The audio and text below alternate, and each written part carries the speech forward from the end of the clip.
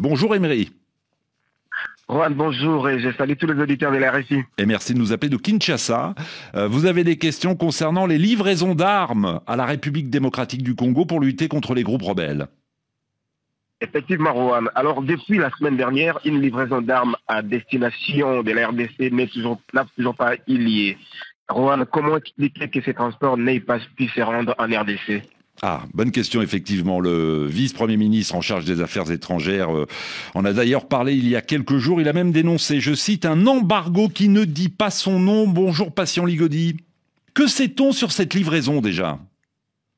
D'abord, il n'y a que très peu d'informations sur cette livraison d'armes. On ne sait pas à ce stade d'où venait la cargaison et quel transporteur l'aurait bloqué. Cependant, ce n'est pas la première fois. Il est déjà arrivé que des banques, des transporteurs et des fournisseurs refusent de traiter avec le gouvernement congolais dans ce secteur. Et cette situation est d'ailleurs connue de la communauté internationale.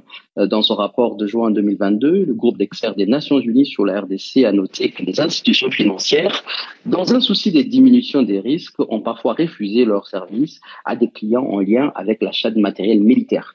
Le groupe d'experts a qualifié d'ailleurs cette interprétation du régime de sanctions d'incorrecte, puisqu'en vertu des résolutions du Conseil de sécurité, la RDC est autorisée à acheter ou à recevoir officiellement du matériel et des formations militaires à condition que l'État fournisseur en notifie le comité.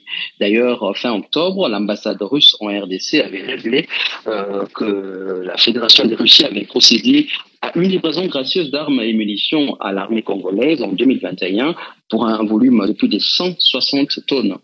D'autres documents révèlent d'ailleurs que des paiements sous une fausse appellation ont été faits par le gouvernement congolais pour s'approvisionner en armes.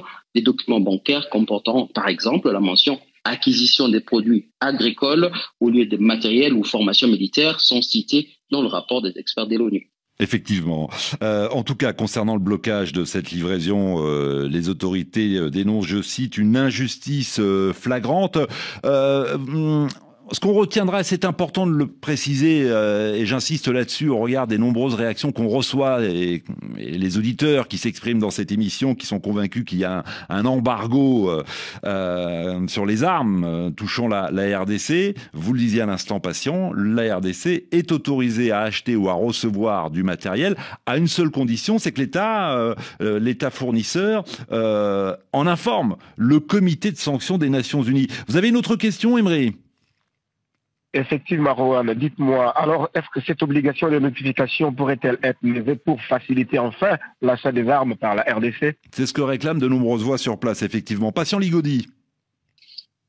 Il faut d'abord préciser que ces notifications, selon l'ONU, servent à garantir que les équipements militaires envoyés à la RDC sont livrés au seul destinataire autorisé, à savoir le gouvernement, et non à un groupe armé ou à toute autre force déstabilisatrice. Toujours selon l'ONU, elle renforce également l'importance d'une surveillance attentive des équipements entrant dans le pays. Cette surveillance restant, selon les Nations Unies, il faut le dire, un outil essentiel pour prévenir les détournements des stocks nationaux à destination des groupes armés.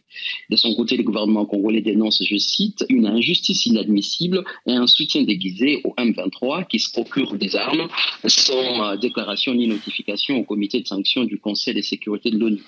En juin dernier, Georges Nzongola Ntalaja, représentant de la RDC aux Nations Unies, avait officiellement demandé au Conseil de sécurité le retrait total de ces dispositifs de notification et selon les chefs de la diplomatie congolaise, la demande est sous examen. Le gouvernement mène d'ailleurs un lobbying pour obtenir gain de cause, sollicitant aussi le soutien des pays africains.